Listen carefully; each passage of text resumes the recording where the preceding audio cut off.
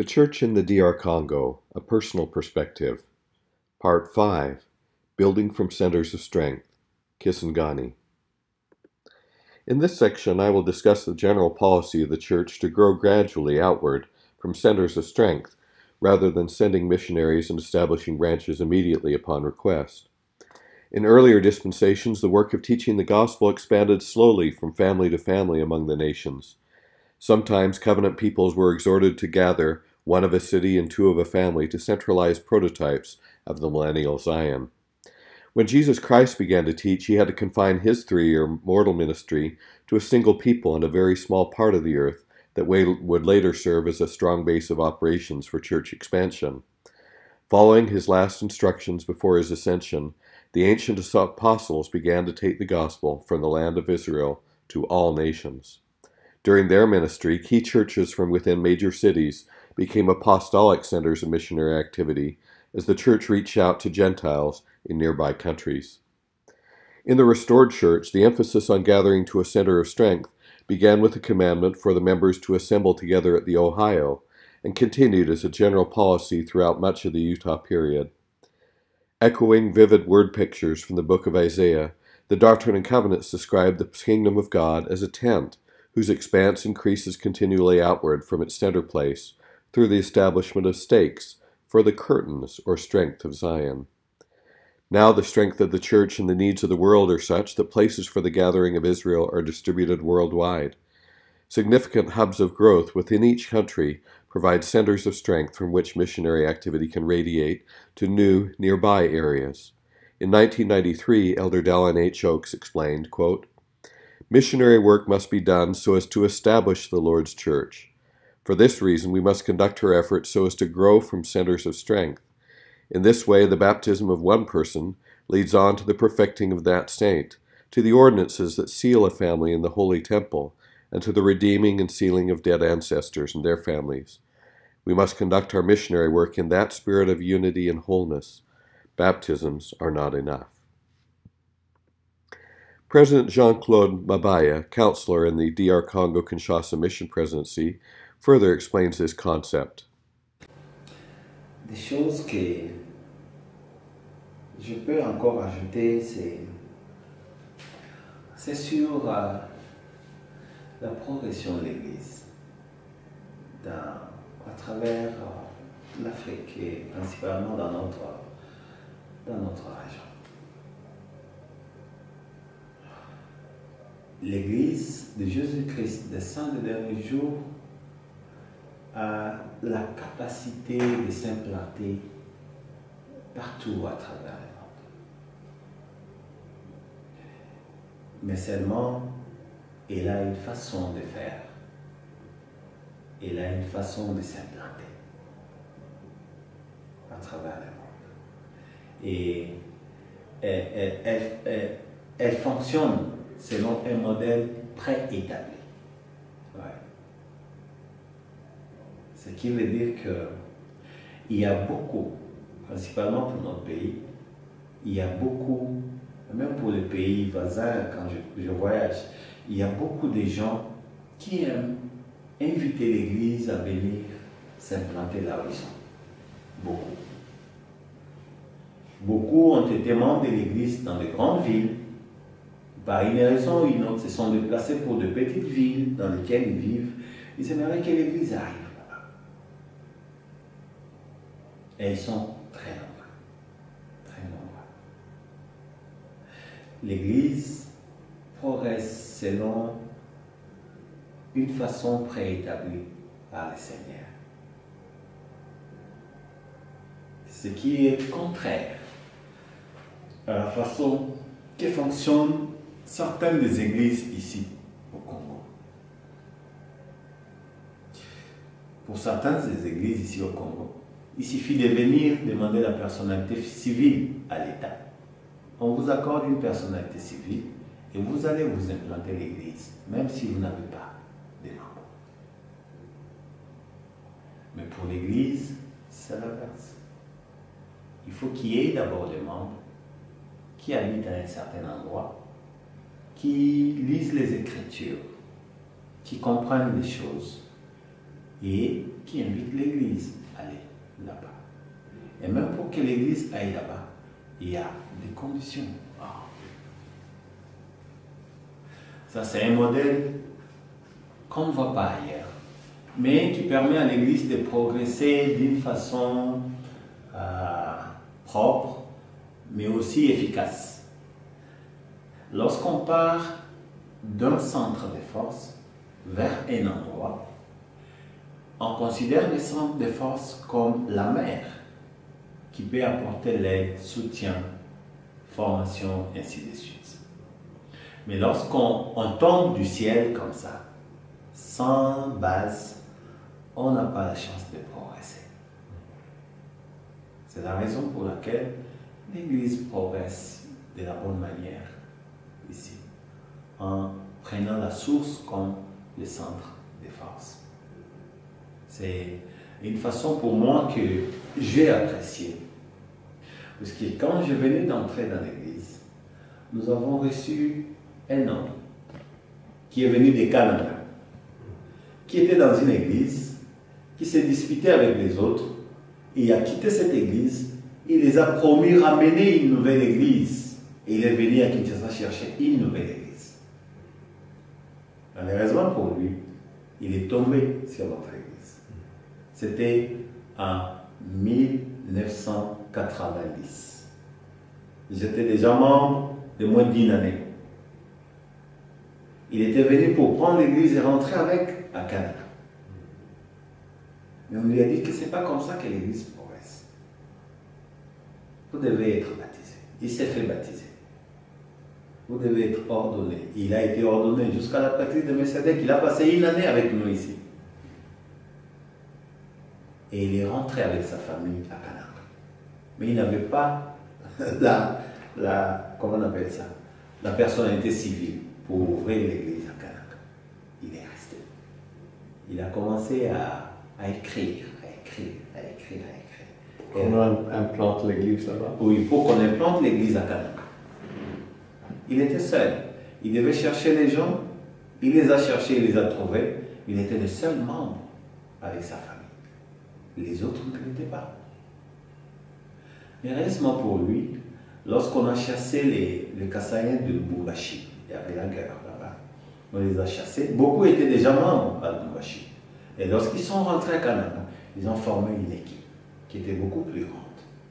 Et c'est ainsi que l'Église est allée là-bas.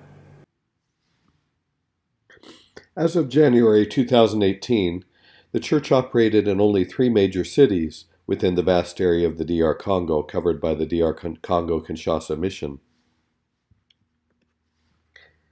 These 3 cities were Matadi, toward the lower left, Kinshasa to the right and a little higher than Matadi, and Kisangani toward the upper right of the country.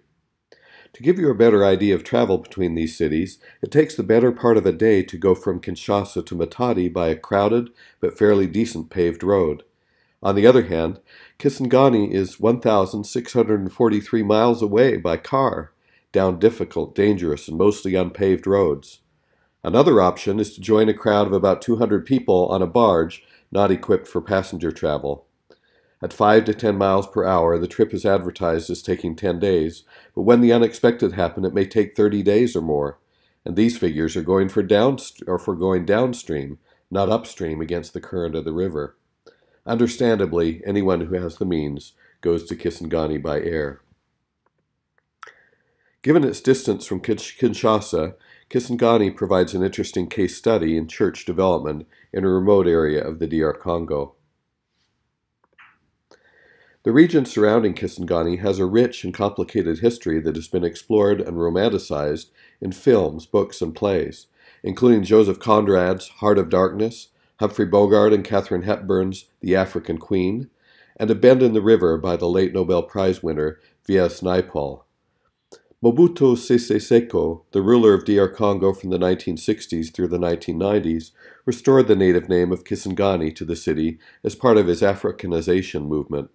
Before that, it was known as Stanleyville.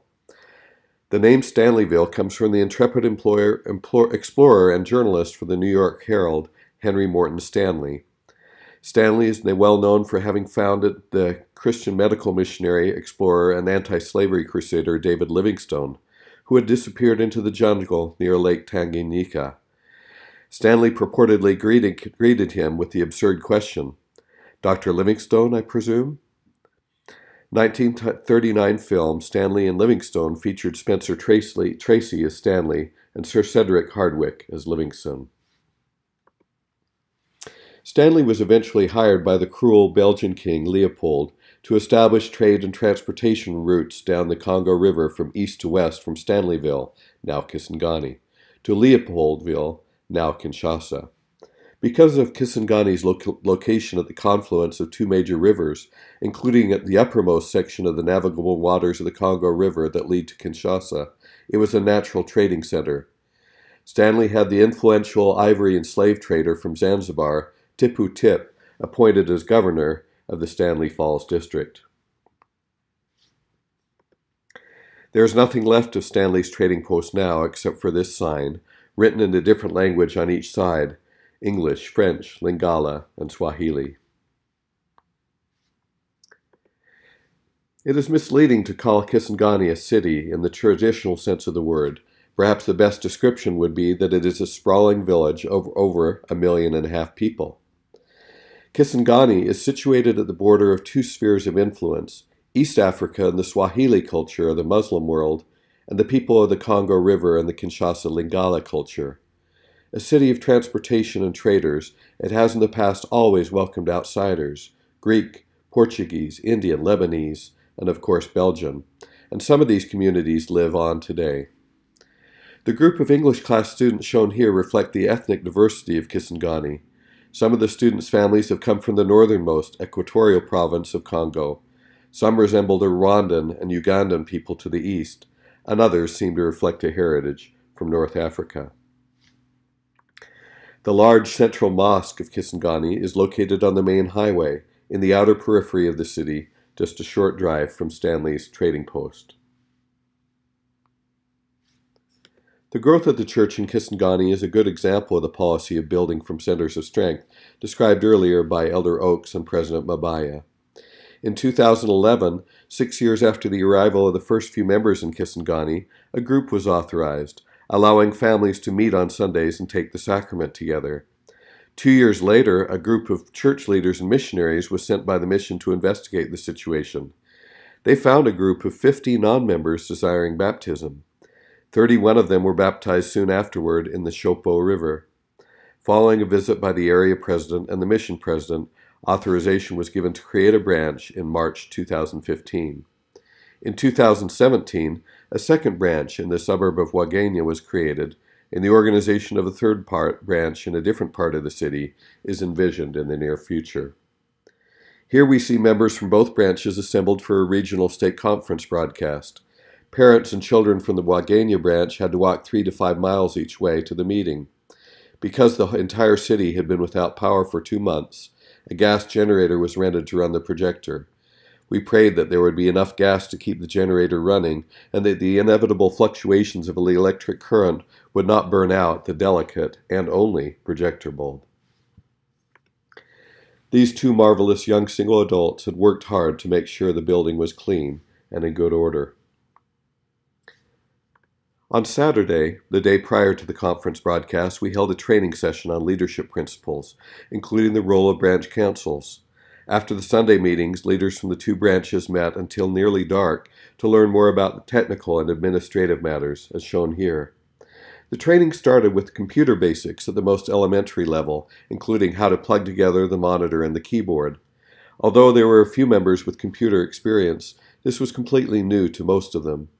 Dede Matpia, responsible for member support in the Kinshasa Temporal Affairs Organization, went over the practical aspects of computer-based applications for tracking and mapping membership. Often, members had to be located by dead reckoning on satellite maps, since street addresses are not always available. Dede also discussed software for managing donations and expenditures. Branch leaders told us that less than 10% of their households used email, and only a few people in each branch had cameras on their phones so they could send photos of administrative documents to the mission office in Kinshasa. When the electricity came on some weeks later, The internet was generally too slow and unreliable to be usable. Because the banks in Kisangani did not conform to church requirements, church leaders relied on a complex and error-prone method of payment by phone to send branch donations to the mission office and to reimburse members for personal expenses for the branch. During another visit a few months later, President Kirangozi showed me the solar panels that, after a wait of several months, had finally been installed in one of the Kisangani Makiso branch buildings. The solar panel installation was important to the branch because even when there were no general outages, locally generated power was usually only available during some evenings and Sunday afternoons. As we inspected the installation, we noticed that old and new batteries had been mixed together indiscriminately, and that no voltage regulator had been installed. A few hours later, the voltage from the solar panels suddenly rose from 220 to 270 volts. The circuit breaker on the voltage regulator, which we had just hooked up, failed to trip, and the printer began to exude smoke. None of this gave us much confidence in the current state of the solar panel setup. It is not uncommon for membership in rural branches to include large numbers of extended family. 8 of President Kirangozi's family members were baptized on the same day he was.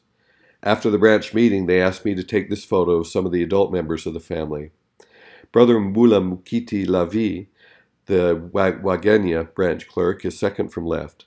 Second from right, President Saidi Asenge Jean-Marie, the first branch president in Wagenya, is shown. He is President Kirangozi's uncle. Third from the right is another uncle, Kakolo Lisasi Hubert, who currently serves as a branch counselor to President Kirangozi. Sister Susie, Bosone Fomboli Suzanne, front and center in this photo, is an enthusiastic primary president and branch chorister. The church was growing rapidly. Baptismal services in Kisangani were held most Saturdays. As Elder Oakes emphasized in the statement quoted earlier, baptizing people is not enough. Branches cannot be established unless they are successful at teaching and ministering to new members, giving them opportunities to serve, and preparing them for the blessings of the temple. After one baptismal service, we were glad to see a list of assignments for visits to families, neatly handwritten and tucked in the door of the church for all to read. Families who needed special attention were given priority. At the time of this photo, each of these young single adults, with the exception of the young man in orange, were making final preparations to submit their final mission applications, thanks in great measure to the teaching and friendship of the Webbs. From looking at their neat appearance and confident faces, you would never know that most of them faced daily struggles for food, clothing, and basic shelter, not to mention daunting prospects for providing for a family after their return from their missions. Their return will bring strength and maturity to the branch, inaugurating a significant new phase of growth as they marry and raise their children in the church. Elder Stan and Sister Melinda Webb, who served as Member Leader Support, or MLS couple, were as tremendous support for the branch, for the missionaries, and in building friends for the church in Kisangani. Their hardiness and cheerfulness in the face of unreliable electricity, sporadic water, and slow, intermittent, or non-existent internet access was exemplary. They finished their mission in February 2018. As of November 2018, a search is still underway for their long-term replacement couple. The Webbs are a hard act to follow. Before their mission, Elder Webb had been a professor of English and French at Bainbridge State College in Georgia for 32 years. Sister Webb was a student of Russian when the two of them met in the language lab at the University of Utah. Both were energetic, entertaining teachers of English, whose love for the students and the subject made their classes popular, enjoyable, and inspiring. Here's the English class version of What a Wonderful World It Would Be. Don't know much about his story. Don't know much about apology. Don't know much about science school. Don't know much about a French tattoo. But I do know that I love you. Love me too.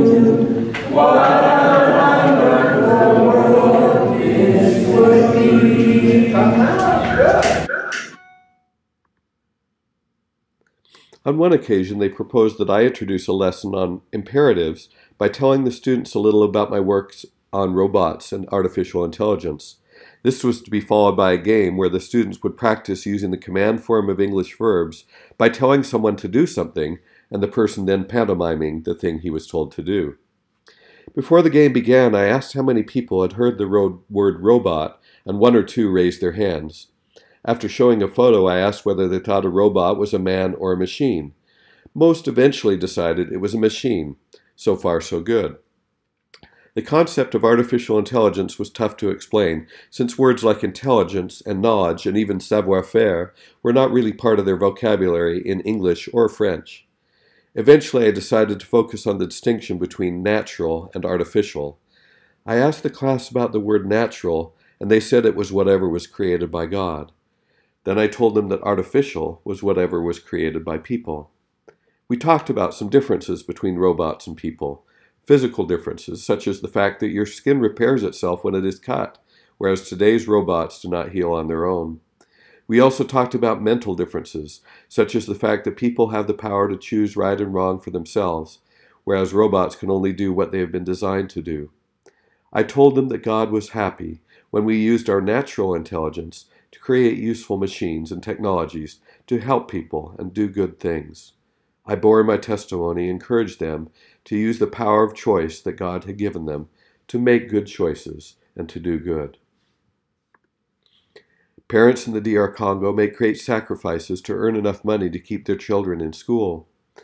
Moreover, historically, the education of boys has been prioritized over that of girls. On the way from our apartment to the mission office was a wall painting with the plaintive caption, "Papa, Mama, make me an educated girl." Getting all the kids to school is not an easy thing for most parents. One day in the village of Kisangani, watching some of the children play who were not in school, I asked my traveling companion, Brother Daniel Kola, a school teacher by profession, what percentage of the children in the villages attended school. He said it was about 60%. The big problem is the relatively high school fees, even for the public schools. In his home community of Israel, which was much closer to Kinshasa than Kisangani was, Brother Kola said the percentage was somewhat higher than that at the beginning of the year. However, by the end of the year it also dwindled to about 60% because parents couldn't find the way to continue. He further explained that when children eat only one meal a day, in the evening, the children are further handicapped by fatigue and have problems staying awake and concentrating in school. Some children have days where their family does not eat at all. Some lucky Congolese parents are able to enroll their children in private schools, like these beautiful, fortunate children in their colorful white and yellow uniforms. This group of school children was named Les Oiseaux, the birds. The little girl in front and center is a natural-born leader if there ever was one. We were delighted when they performed their school song for us. Nous sommes oiseaux, nous sommes oiseaux, nous sommes méchants, nous sommes méchants, les cheveux sautent,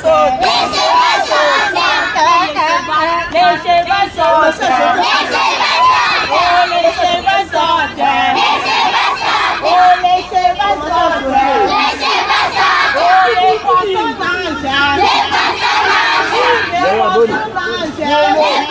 nagent, oh les serpents nagent, les serpents nagent, les oiseaux volent, les oiseaux volent, oh les oiseaux volent, les oiseaux volent, oh les oiseaux volent, les oiseaux volent. If you were watching closely, you couldn't help but see Sister Romney, whose family does a lot of singing and dancing, join in the fun on the left. The darker colored school uniforms of the older youth were usually clean and neatly pressed. The girls wore skirts, not pants. In Kisangani, we accompanied the Webbs to a school for the poor, where they taught additional English classes once a week. The decrepit sign in front of the school read, quote, "The Revolution of Modernity, DR Congo, a country that is emerging. Vision of the head of state, Joseph Kabila Kabange." The exuberance of the children could be seen and heard as we passed their classrooms. After all, 4 Americans walking together were an unusual sight. There were also a few shy souls, like the boy in the doorway shown here. The children in this school came from homes where the family could not afford even to send their children to public schools. Public schools are supposed to be free, but usually charge at least $10 per semester per child to start classes. Plus, later on in the year, an additional $20 is required for the Minerva, the fee that enables a student to take the qualifying tests. Parents failing to pay the Minerva are required to start their child over again at the beginning of the same grade the following year. To a family with many school-aged children where the household income is less than $2 a day, $20 per child is a fortune that must often be begged or borrowed from relatives or friends. The school children were unspoiled. Their purity shows on their faces. Just look at these sweet girls. Angelic. Here's another class practicing their numbers in English. 9, 10.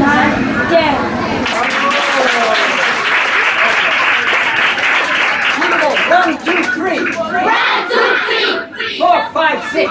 4, 5, 6. 7, 8, 9. 7, 8, 9. 10. 10. 9. 8. 7. 6. 6. 5. 4. 3. 2. 1. Okay. So, right shot. Back. And finally, here is a rendition of Row, Row, Row Your Boat by a third class.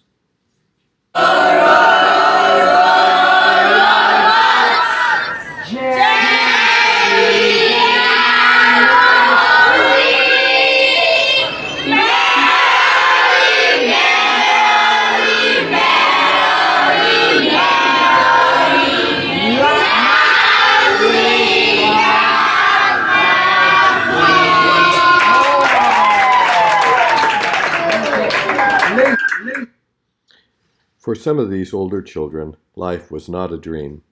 As we were teaching, a gunshot rang out down the street and all the children rushed to the back of the classroom to look out and see what had happened.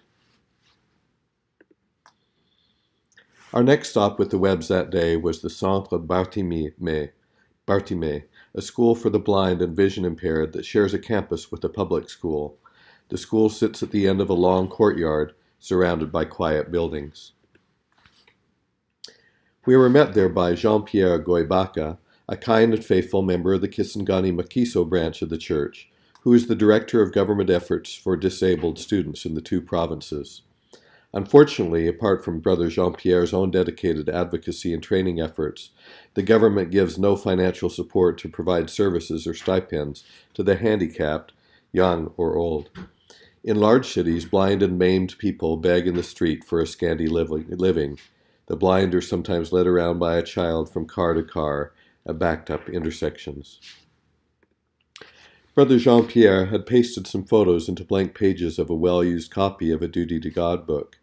This one shows 4 of the blind students he taught when he began his government work at the institute in Kinshasa. He was rightfully proud of the fact that one of the blind students had become a therapist and another a teacher. Jean-Pierre had received special training at the University of Tunisia for teaching Braille, a rare skill in the DR Congo. We met the superintendent and the director of the school for the blind. The director was a local pastor who gave us some background on the school, the only blind school in the province still in operation. Some years ago, there were 3 facilities in Kisangani: the Centre Bartimée, a school established by a Catholic order of Sacré-Cœur, Sacred Heart, and a school that was run by a Dutch religious group. But the priest in charge of the Catholic school died, and the leader of the Dutch religious group left the DR Congo. One of these latter schools still limps along the best it can to serve the needs of deaf children. The school for the blind currently serves 18 children. Some are blind congenitally or because of diseases passed on to them at birth. Some are blinded through diseases such as conjunctivitis or glaucoma. Adult volunteers go out and search for children in need as far as 60 kilometers away. We could not help but note the bullet holes along the wall, souvenirs from the most recent Congo War. A Christmas decoration hung from one of the holes. As soon as blind students have sufficiently mastered basic literacy, they are mainstreamed in classrooms with other students. We were told that this class, containing 2 blind students, was engaged in translating a passage from Cicero's second oration against Catiline from Latin into French. Standing at left in the doorway is the teacher. Imagine one teacher teaching basic literacy to a class of 18 students who cannot see. And when the next state exam is held, this one teacher will be the reader, impossibly, for 3 students at a time. Annie, the student in the wheelchair who has multiple handicaps, was transferred to the school when she became blind. She loves to sing and play games. On a later visit, we returned and played bingo with the class. One of the school's biggest needs is materials. On the table sits an old cast-iron American Braille typewriter that no longer works, and an old German equivalent that has replaced it. Such a machine in used condition can be had in the United States for $2,000, an impossible sum in the Congo. In gratitude for our visit, the students sang a touching and beautiful call and response welcome song from the students. Salut les missionaires. Greetings to the missionaries. Au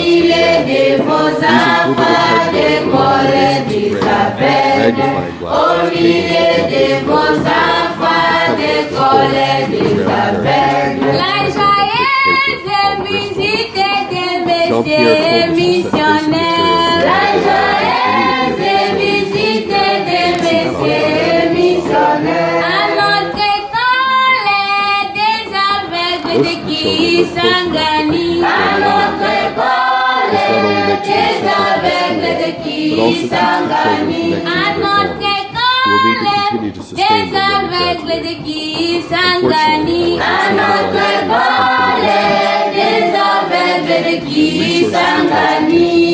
Vivez, vivez, messieurs missionnaires, vivez, vivez, messieurs missionnaires. La,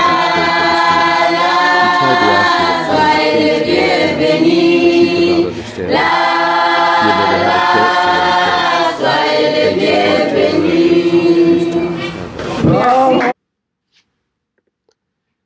As Kathleen and I were packing for the move of the mission office, we found 5 of the 6 large volumes of an unused Braille copy of the Book of Mormon.